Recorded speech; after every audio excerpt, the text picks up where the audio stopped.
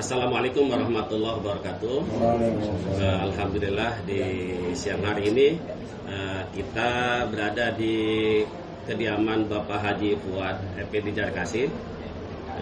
Assalamualaikum Pak Haji, sehat? Sehat ya. Di sini ada Pak Haji Fuad Effendi Jarkasih, kemudian di samping Pak Haji ada Pak Saididu. Beliau tadi dari bandara langsung ke lokasi di sini di Keronjo. Jadi terima kasih Pak Saididu sudah bisa hadir bersama masyarakat di sini. Tadi memang kita awali acara halal bihalal ya. Tadi hampir 150 orang yang hadir. Ini di luar ekspektasi, padahal tuan rumah waktu itu merencanakan hanya sekitar 50 orang yang hadir. Ternyata ini jumlahnya 3 kali lipat. Dan alhamdulillah yang hadir sangat antusias menyimak apa yang disampaikan oleh para ulama, tokoh di sini.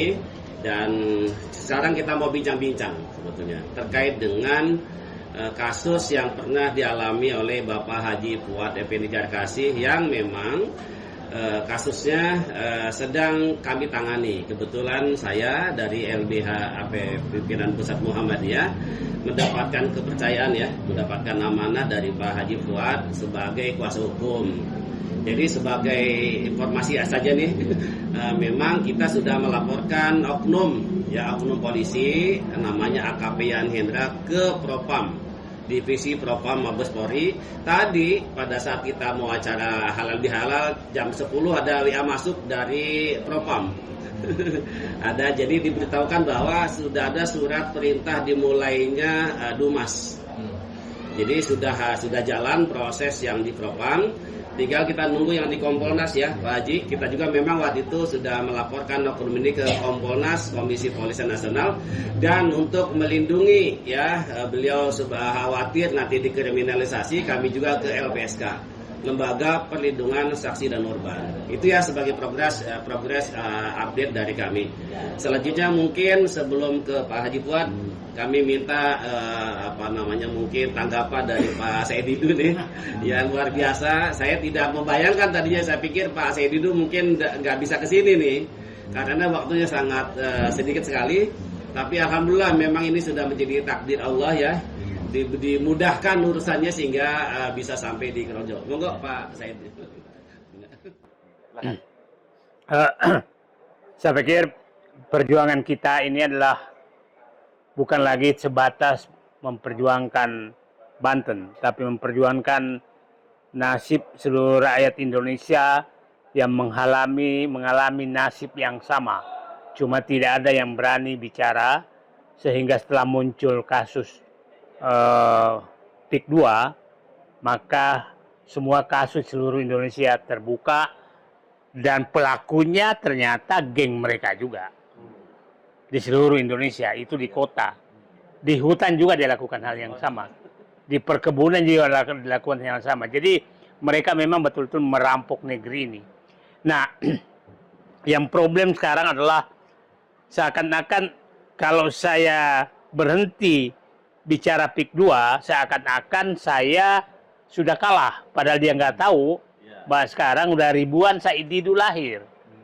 Jadi dulu kan memang saya sendirian, tapi kan ada Pak Gufron, ada yang lain-lain, udah muncul semua rakyat melawan. Maka saya mohon pamit dulu kepada teman, saya membantu dulu yang lain di daerah Rempang, Makassar, Morowali, Surabaya, supaya bangkit semua. Nah, yang perlu kita syukuri sekarang bahwa seluruh masyarakat bangkit melawan. Dan saya masih ingat perjuangan dulu Pak Gufron, kita bersama-sama melawan. Saya awal-awal tuh betul-betul merasa hanya Allah yang temannya, sendirian, karena siapapun yang ketemu saya besoknya biasanya langsung dipanggil polisi. Apalagi kalau wawancara sama saya itu langsung dikriminalisasi. Nah, sekarang saya pikir rakyat sudah berani, apalagi Pak Fuad sudah muncul sebagai tokoh masyarakat yang dihormati dan muncul untuk mempertahankan haknya. Kalau Pak Fuad muncul, saya yakin seluruh rakyat Banten itu akan bangkit mempertahankan haknya. Nah, kepada seluruh tokoh Banten, pejabat Banten, masyarakat Banten, berhentilah menjadi pecundang di daerahmu, karena seluruh Indonesia memonitor kejadian yang terjadi di Banten. Saya di kampung saya sampai ada masyarakat menyatakan, kok ada sih kepala desa yang ada di sekitar Banten itu kok jadi mengkhianati bangsa dan negaranya. Jadi mereka sudah mencap bahwa aparat, kepala desa, pejabat Banten, termasuk, mohon maaf aja, Bupati dan Gubernur Banten yang diam 1000 bahasa, itu kita nggak tahu sebenarnya di hatinya seperti apa. Dia tidak pernah bicara sama sekali pada rakyatnya sedang digusur. Oke, tapi sebagai rakyat pejuang, ya kalau kalian diam ya kita yang hadapi. Kan begitu Pak Fuad ya. Karena Pak Fuad ini juga paham semua mereka. Tapi saya paham juga mereka, bahwa mereka ini sebenarnya kemungkinan besar hatinya sama dengan kita. Cuma bedanya kita penikmat untuk membela rakyat, dia sebagai penikmat jabatan.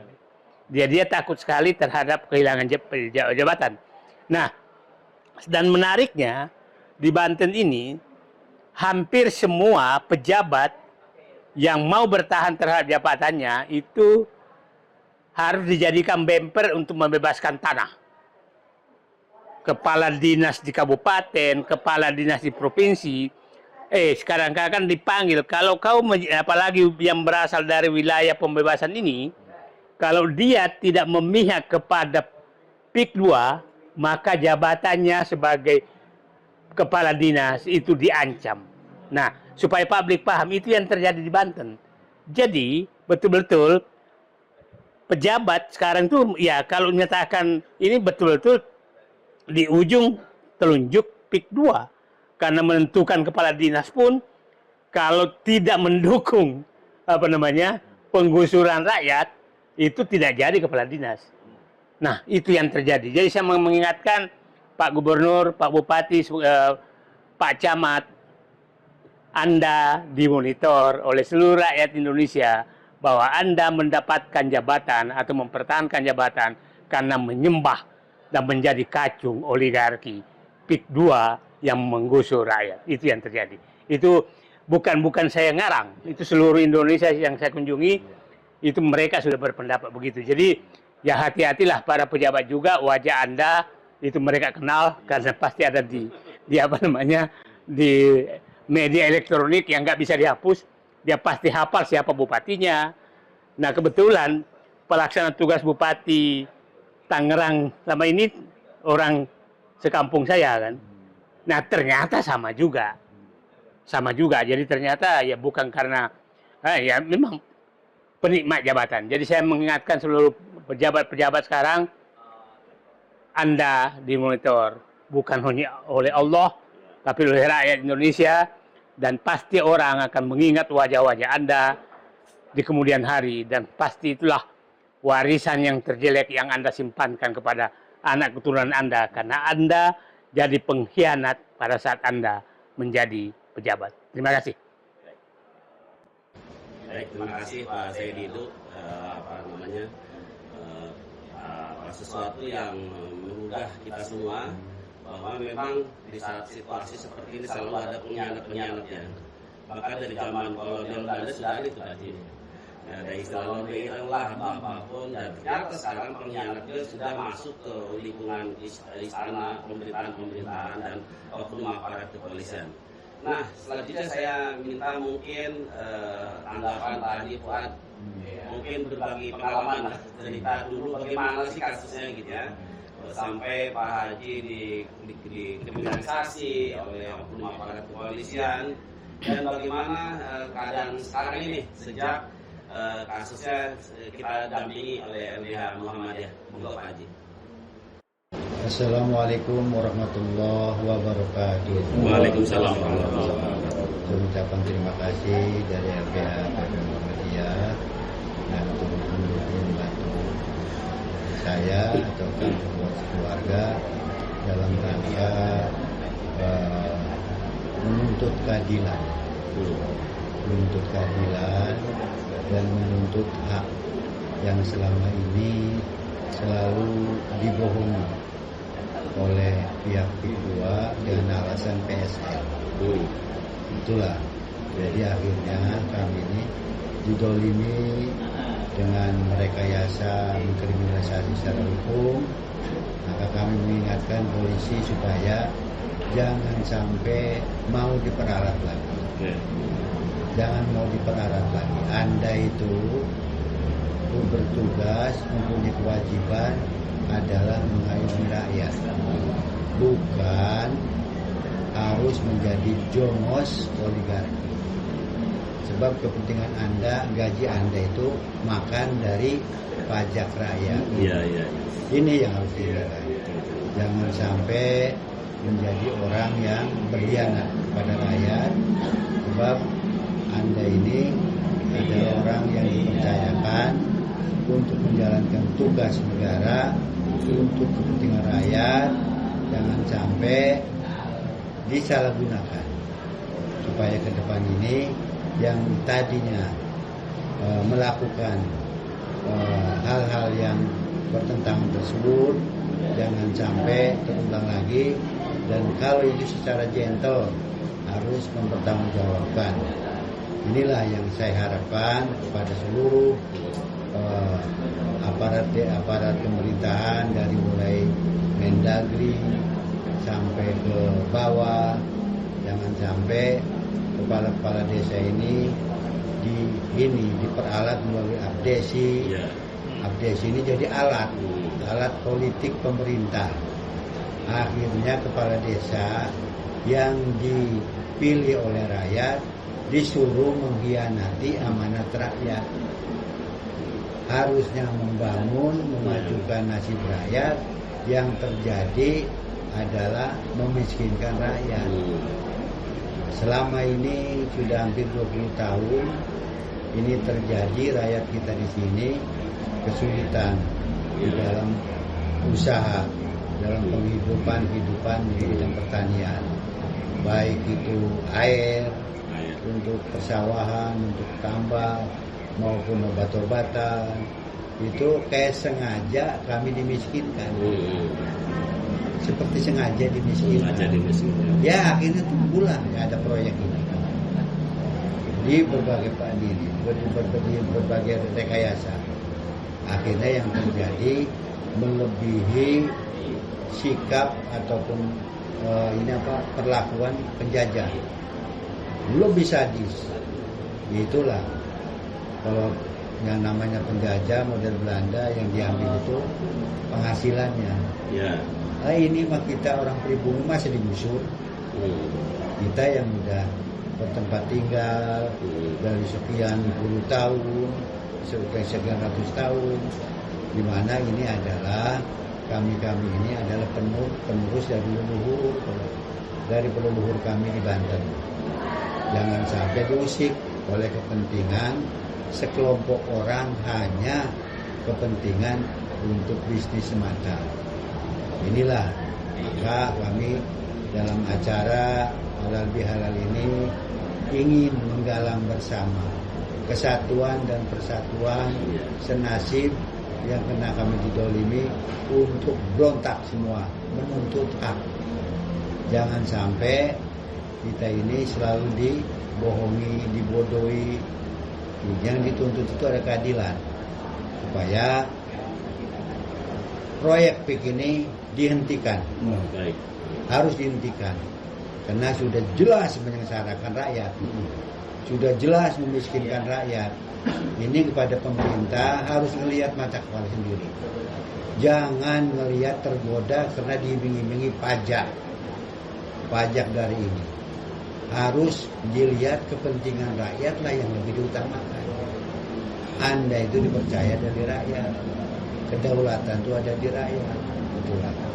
Maka kami menghimbau supaya pada sadar, supaya kembali lagi kepada fungsi tugas kewajiban masing-masing sesuai dengan aturan yang sebenarnya.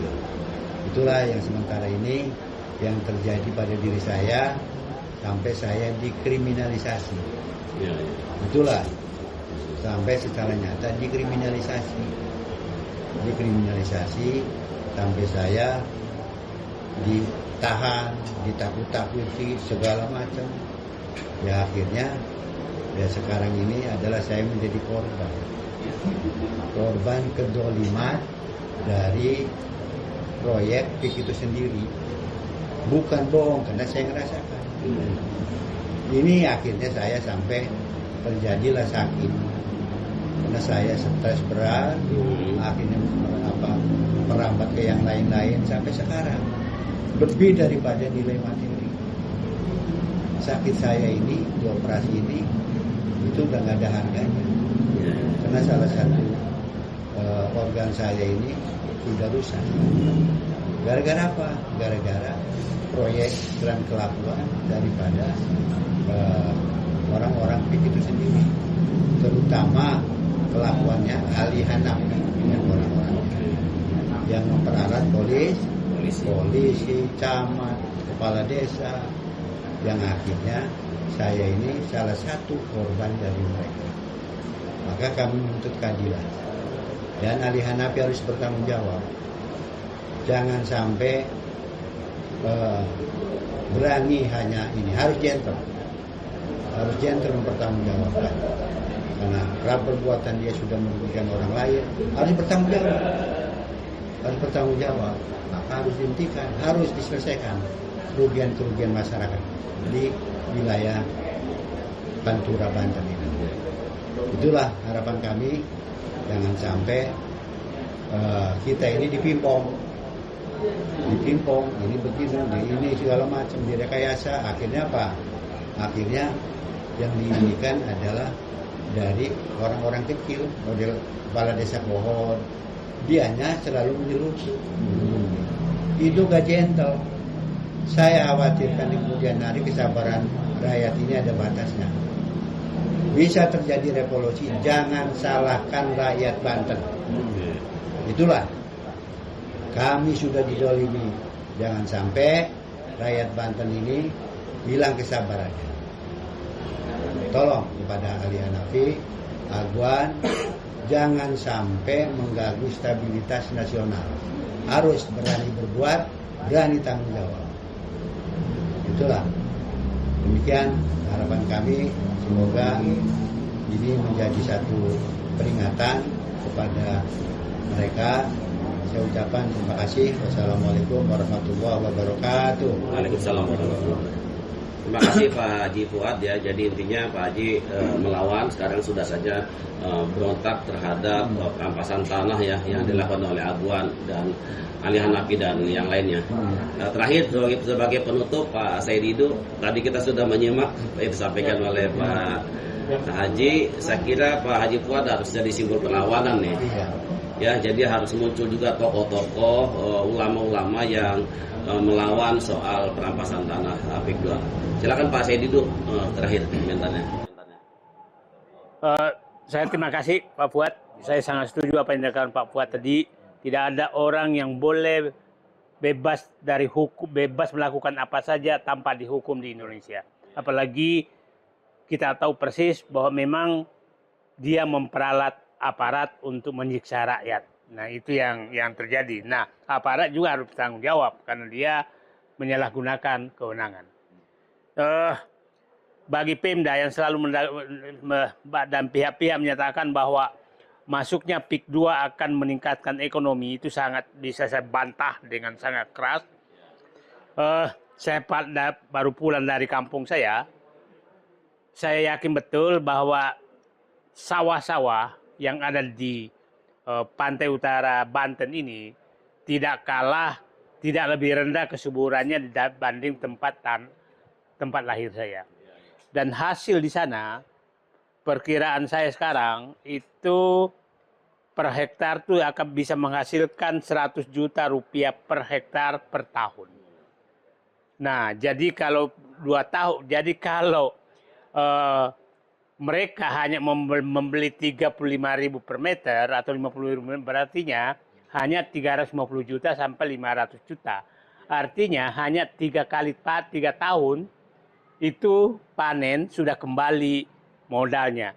Nah, saya pikir apa yang dikatakan Pak Fuad tadi memang sengaja ini tidak ada rehabilitasi apapun, irigasi tambak, irigasi sawah, itu dilakukan untuk memiskinkan rakyat.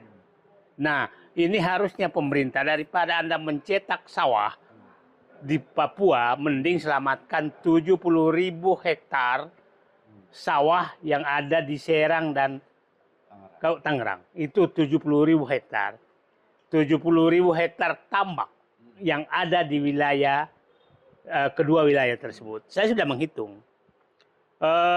Kira-kira perhitungan saya, kalau tambak ini diperbaiki kembali ke kondisi tahun 80-an lah, Pak Fuad masih ingat. 80-an, itu saya punya keyakinan bahwa tambak ini bisa menghasilkan sampai 200 triliun per tahun. Tambak, kalau dia masuk udang.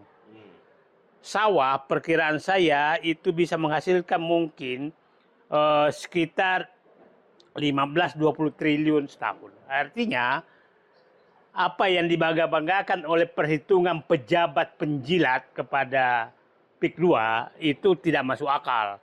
Seakan-akan menciptakan lapangan kerja. Berapa lapangan kerja dari dua sektor ini di wilayah ini? Perhitungan saya adalah tenaga kerja langsung, 3 sektor itu, 1 adalah sawah, 2 tambak, 3 nelayan. Perhitungan saya yang tenaga kerja langsung 300.000 orang. Kalau ditambah tidak langsung bisa menjadi 600.000 orang. Sementara PIK 2 menjanjikan hanya menyatakan akan menghasilkan lapangan kerja 200.000 orang. Itu pun kualitasnya beda. Karena pasti hanya memberikan lapangan kerja dalam bentuk satpam, pembersih pemelihara taman, pembantu rumah tangga. Sementara rakyat sekarang ini sebagai pemilik tanah. Nah, jadi saya hanya mengharapkan pemerintah segera hentikan PIK 2, lakukan pembangunan pertanian modern di dekat Jakarta, yaitu wilayah Banten. Maka pemerintah langsung mendapatkan 200-an triliun dalam waktu 5 tahun setelah diperbaiki. Itu perhitungan saya. Nah, saya bermimpi masyarakat Banten kembali sejahtera seperti dulu. Nah, di kampung saya tuh orang sejahtera, semua punya mobil. Karena pertanian. Antri naik haji di kampung saya itu sudah mendekati 100 tahun. Saking banyaknya uang. Padahal tiap bulan juga mereka umroh. Nah, kenapa kita tidak bermimpi menjadikan Banten sebagai wilayah pertanian dan perikanan modern? Karena dia dekat sekali di Jakarta dan itu tidak membuang uang begitu besar. Saya berharap Presiden Prabowo mendengarkan ini dan Menteri Pertanian, daripada Bapak mencetak sawah baru di Papua sana mahal, maka jadikanlah sawah-sawah yang ada di Banten ini sebagai pertanian modern. Itu saya pikir rakyat Banten akan berterima kasih, dan saya berharap para PIK 2 berhentilah mengancam rakyat dan mengusir rakyat, karena rakyat Banten itu juga ingin bahagia. Kepada aparat, ya berhenti juga lah. Dan saya pikir insya Allah di rumah Pak Fuad ini kita mulai jihad untuk melawan kezaliman ini. Terima kasih. Assalamualaikum warahmatullahi wabarakatuh. Sebelum penutup ya, mungkin saya kasih update terkait dengan masalah sertifikat tanah yang sudah diserahkan Haji Fuad ke PIK 2. Informasi yang kami dapat bahwa Ali Hanafi akan menyerahkan sertifikat miliknya Haji Fuad Effendi Jarkasi seluas 92 hektar dengan jumlah sertifikat berapa Pak Haji? 12. Hampir 20 sertifikat. Tapi di Ali Hanafi bilang bahwa DP harus dikembalikan. Nah, memang kami sampaikan ke keluarga Haji Fuad bahwa sertifikat serahkan tapi DP hangus. Karena ini sepihak, dibatalkan sepihak oleh PIK 2, dan tentu proses transaksinya memang diawali dari intimidasi dan kriminalisasi. Bahkan kalau tadi saya dengar banyak kerugian, berobat ke sana kemari, itu kan tidak terhitung jumlahnya. Maka tentu kami minta Ali Hanafi, kami minta aguan PIK 2 untuk juga bertanggung jawab terhadap penyakit yang diderita oleh Pak Haji Fuad. berapa biaya keseluruhan, baik biaya yang sifatnya material maupun imaterial, dan mungkin lebih dari uang DP yang pernah diserahkan ke Haji Fuad yang 2 miliar itu. Jadi oleh karenanya kami minta oleh Hanafi segera wujudkan itu, kembalikan sertifikat miliknya Haji Fuad tanpa DP, dan kemudian bayar ganti rugi penderitaan yang dialami oleh Pak Haji Fuad Effendi. Itu sebagai closing statement dari kami. Saya kira itu saja. Terima kasih Pak Said Didu yang sudah luar biasa menemani kita di sini, Pak Haji Fuad. Semoga makin sehat Pak. Insya Allah perkara Pak Haji kita akan tangani sampai tuntas. Dan saya dari LBH PP Muhammadiyah terima kasih atas dukungan semua dari publik. Kita akhiri. Wassalamualaikum warahmatullahi wabarakatuh. Waalaikumsalam. Ya, ada. Coba dimakan dulu. Saya